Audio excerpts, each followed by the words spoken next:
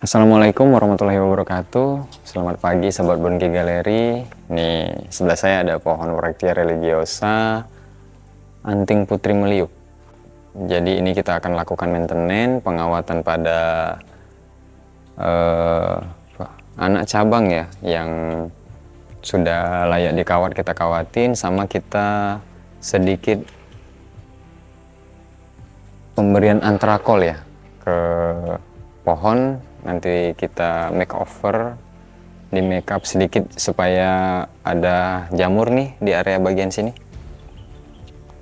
Jadi perawatannya kita mulai dari pruning dulu, habis itu pengawatan. Setelah pengawatan nanti kita coba buat review pohon ini setelah selesai pengawatan ya teman-teman.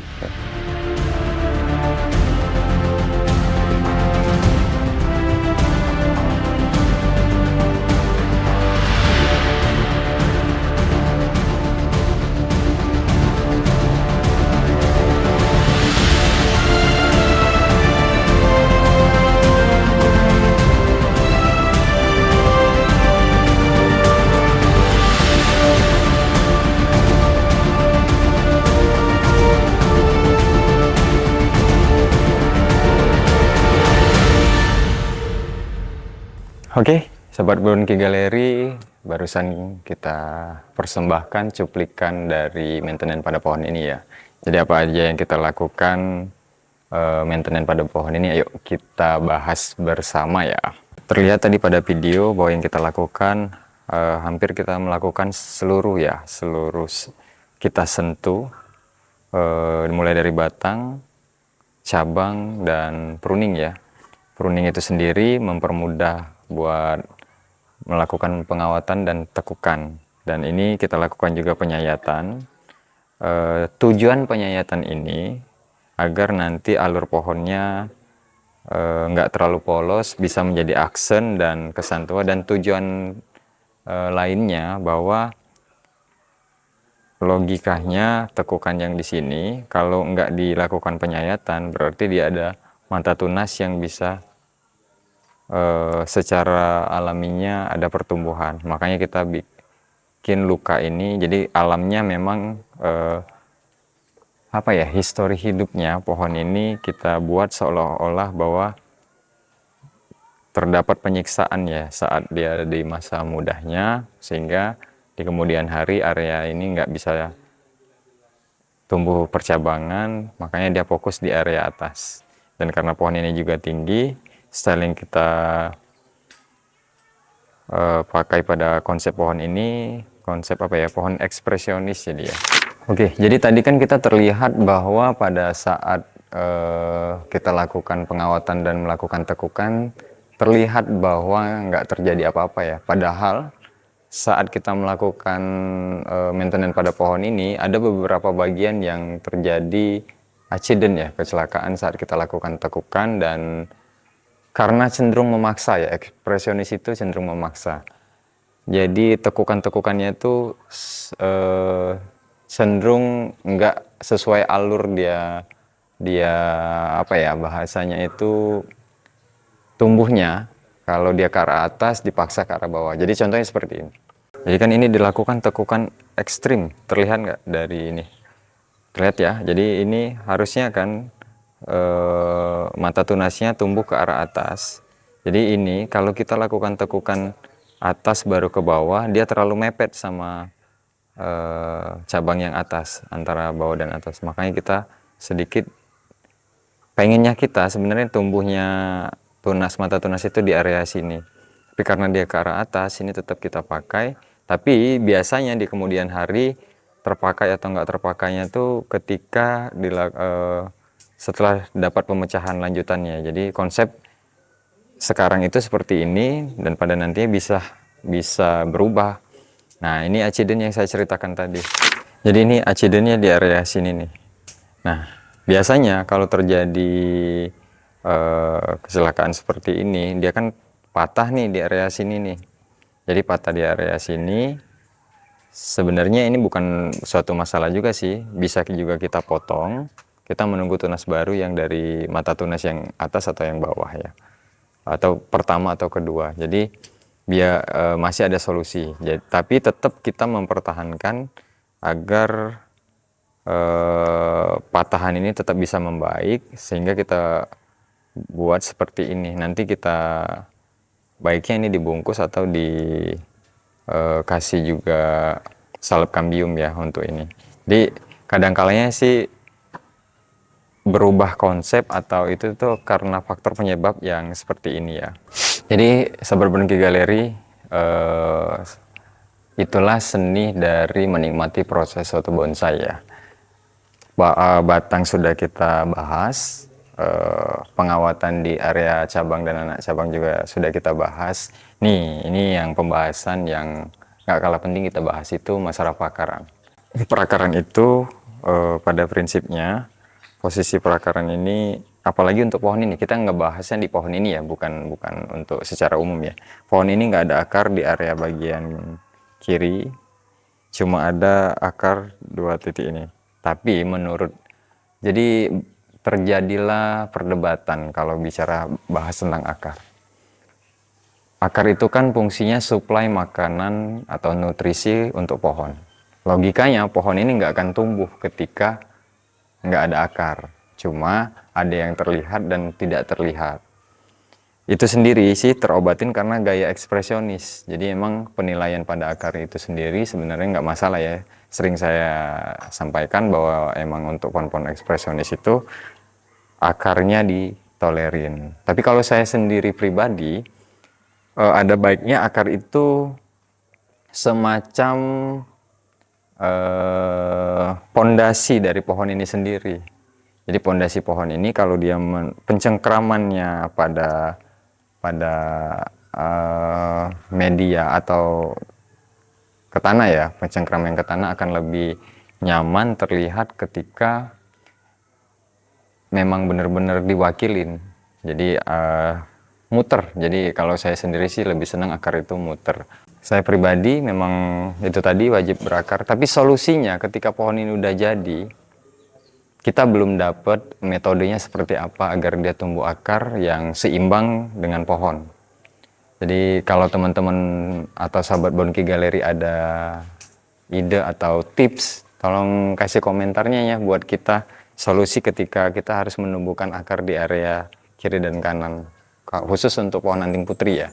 Siapa tahu nanti bisa kita terapkan pada pohon ini. Karena kalau saya sendiri sih, kembali lagi, secara visual akar itu harus terlihat.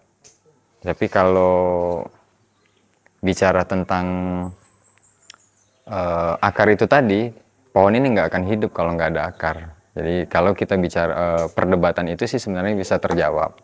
Antisipasi yang biasa kami lakukan ketika ini saat tampil, biasanya kita kasih bebatuan. Jadi kita anggap konsep alamnya itu dia tumbuh di bebatuan, sehingga akarnya memang nggak terlihat, yang terlihat cuma batu.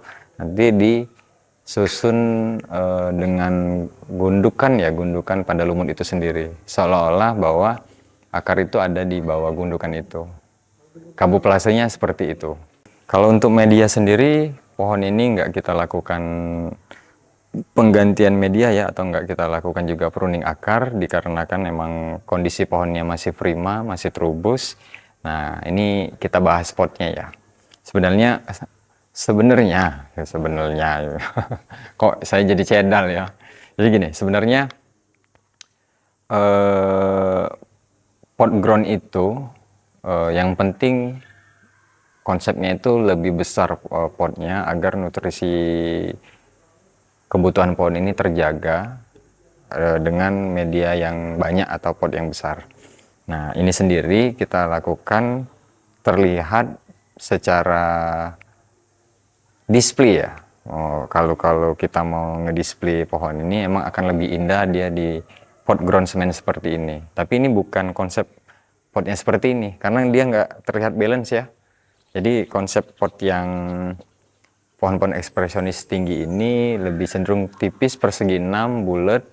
Jadi dia akan seimbang dengan pohon ini sendiri. Jadi ini sekedar pot ground.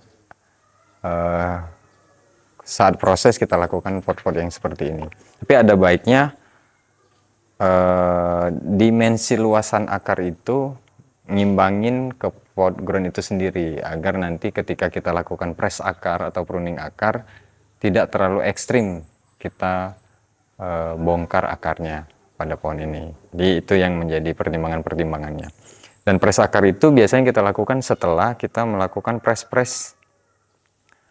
pada los-losan cabang ini. Sebenarnya pada akar juga itu membutuhkan oksigen. Jadi prinsipnya ground yang kita gunakan itu semakin lebar atau bentangannya semakin lebar itu lebih baik daripada dia dalam, istilahnya tinggi dengan lebar itu lebih primah atau terubusnya ketika akar serabutnya itu menyebar dan banyak, sehingga mendapatkan nutrisi dari penyiraman dan dari pupuk itu sendiri serapannya lebih luas. Beda sama dengan yang lebih dalam. Kalaupun emang lebih dalam itu sih cenderung untuk kebutuhan agar nggak terlalu cepat ganti media ya, mungkin itu yang bisa kita kasih sedikit tipis-tipis ya, bukan tipis-tipis ya, tips buat teman-teman Bonki Galeri agar pohonnya sehat dan selalu subur. Oke, sahabat Bonki Galeri, kemarin sih sebelum pohon ini kita lakukan maintenance, kita ada sempat ngebahas akan melakukan antrakol pada pohon ini. Tetapi karena penyayatan ini ekstrim dan saya juga belum ada referensi bolehkah antrakol itu dioles pada saat pohon terluka pada seperti saat ini ya. Jadi coba saya cari referensi boleh atau enggak. Tapi solusi hari ini yang antrakol itu kita ganti dengan penyikatan pembuangan di area yang terkena jamur. Oke, kalau untuk pembuangan jamur pada pohon yang akan kita sikat, biasanya saya gunakan 2 sikat ya. Ada sikat kawat yang halus, ada sikat yang lembut. Tapi kita uji coba dulu ke sikat yang lembut. Biasanya seperti itu yang saya lakukan. Kita kasih air sabun sedikit area sini.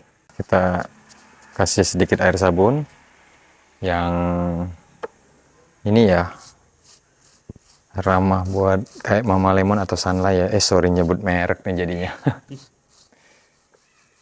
Nah ini kan terlihat kalau dia nggak lepas ya dengan ininya.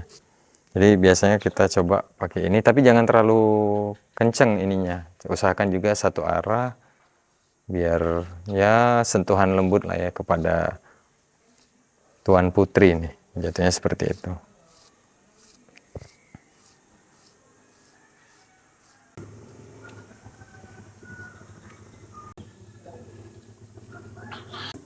Oke, sahabat Bonki Galeri, jadi ini posisinya yang ada jamur tadi, kita lakukan sedikit penyikatan. Dia akan terlihat seperti ini nih. Jadi terlihat ini kan kontras perbedaan ya, perbedaan warna kulit ya. Jadi ini kulit yang lebih gelap, ini kulit yang terlihat hijau. Jadi pohon ini karena dia memang bukan dari cangkokan, dia dari bibit, jadi terbilang pohon muda ya. Pohon muda, jadi kulit mati, katakanlah kulit mati ya, tapi sangat tipis, jadi itu terkelupas sehingga ini kulit bagian dalam. Dan ini nggak perlu dioles sama salep kambium ya, karena kita nggak ngerusak kambium, cuma melepaskan area kulit terluar ya, kulit yang tertipisnya karena penyikatan itu. Dan jamur itu sendiri sih penyebab dari memang kulit yang area situ bisa dikategorikan nggak ada ya, jadi dia terlihat pohon aslinya. Jadi pohon ini memang pada prinsipnya pohon muda itu hijau. Jadi kalau kita steam ini akan terlihat ada waktu masih barunya itu akan terlihat ada yang hijau dan ada yang berwarna keputih-putihan. Tapi setelah dilakukan jemur dan kena cahaya matahari dan kena hujan, beberapa hari kemudian dia akan kembali normal seperti awal. Jadi kekebalan tubuh pohon ini tuh seperti itu emang ininya, pengamatan saya.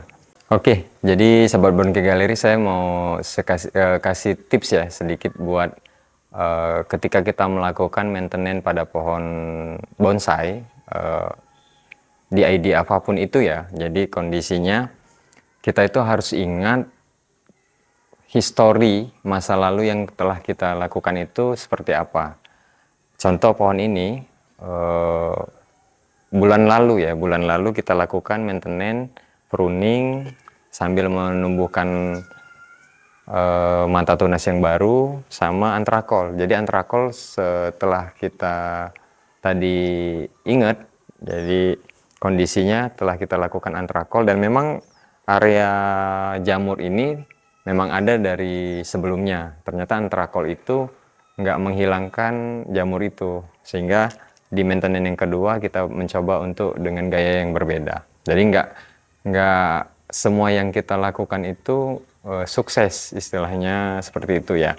Baik pada pohon ini sebenarnya juga kalau kita memang susah untuk menghafal atau mengingat histori sebelumnya, kalau saya itu sedikit kasih catatan tipis, makanya seluruh pohon saya itu ada kode nomor, sehingga ini yang memudahkan saya untuk diagnosis ya, atau diagnosa maintenance pada saat perkembangan pada pohon ini, proses pembentukan bonsainya itu sendiri. Mulai dari kesehatannya, biasanya seperti itu yang kita lakukan. Karena kalau kita punya pohon yang banyak, itu akan lupa untuk manusiawi. Jadi itu tolerin kita untuk nyasatinnya itu harus ada histori itu.